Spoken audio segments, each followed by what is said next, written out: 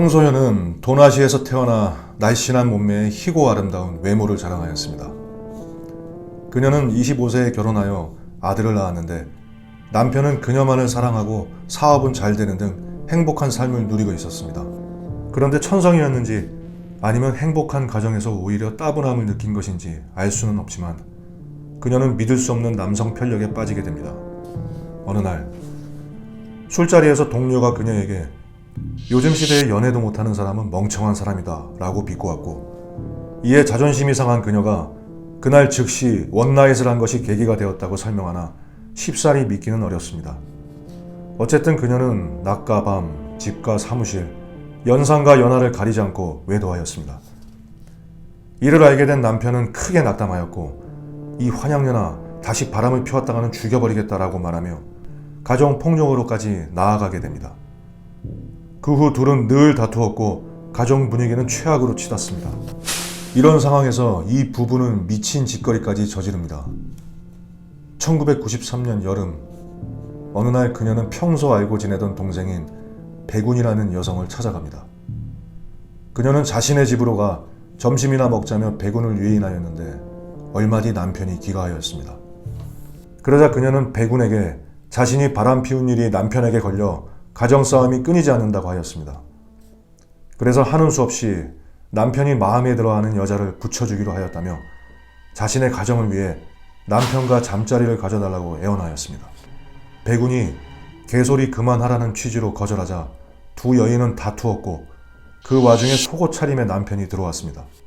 부부가 합세하여 백운을 침대 위에 쓰러뜨린 후 백운의 옷을 벗겼습니다.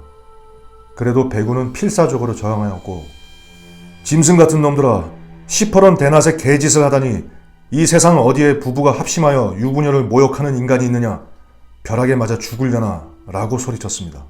결국 부부의 강간 시도는 실패로 돌아갑니다. 이런 범행까지 저질러 남편을 만족시켜줘야 자신도 계속 외도를 할 수 있다는 듯이 이 사건 이후에도 그녀의 남성 편력은 계속되었습니다. 그녀는 5살 연하의 가수에게 집도 구해주고 옷과 구두를 사주고 용돈도 주며 외도를 하기도 하였습니다. 이에 남편은 그녀의 외도를 알고 폭력을 반복하는 악순환이 계속되었습니다. 그러다가 그녀는 7번째 오빠를 통하여 알게 된 길림시에 사는 대천이라는 동갑내기와 사귀게 되었는데, 그들의 연애는 도나시와 길림시를 번갈아가며 이루어졌습니다.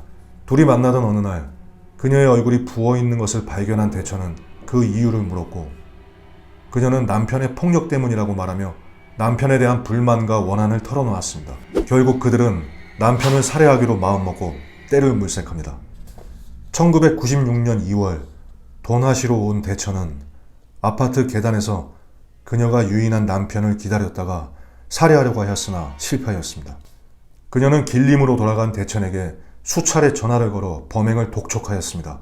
이에 대천은 친구인 박정학을 범행에 끌어들이려 시도하였으나 박정학은 이를 거절하였습니다. 그 후 돈이 필요하게 된 박정학이 대천에게 돈을 빌려달라고 하자 대천은 이 기회를 놓치지 않고 박정학을 범행에 끌어들이려고 하였습니다.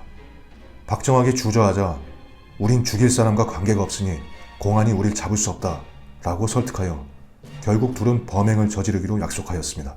1996년 2월 28일 대천과 박정학은 도나시로가 그녀를 만났습니다. 그녀는 남편을 유인하였고 그들은 집으로 올라가는 2층과 3층 사이 계단에서 기다렸습니다.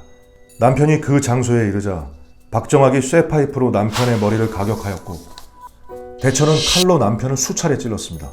심지어 그들은 흉기를 바꾸어 남편을 가격하여 살해하였고 남편이 소지하던 현금과 호출기까지 빼앗았습니다. 범행 후 그들과 그녀는 다시 만났고 그들은 그녀가 주는 21,000원을 서로 나누어 가진 후 길림으로 돌아갔습니다. 그들은 범행 도구와 피에 묻은 옷가지 등을 버렸고 증거를 완벽히 인멸하였다며 스스로 만족해 했습니다. 이에 공안은 수사에 착수하였고 피해자가 무려 49곳이나 찔렸다고 확인하였습니다. 그녀는 포위망이 좁혀오는 수사에 불안해하며 도망가려고 하였고 대천은 도망치면 그녀가 한 것이 되므로 절대 안 된다며 설득하였습니다. 그러나 이미 심리적으로 무너진 그녀는 조사 과정에서 모든 범행을 실토하였습니다. 그 후 대천과 박정학도 검거되었습니다. 그녀는 재판 과정에서 살인과 강간미수가 인정되었고 대천과 박정학 역시 살인과 강도가 인정되어 모두 사형이 선고되었습니다.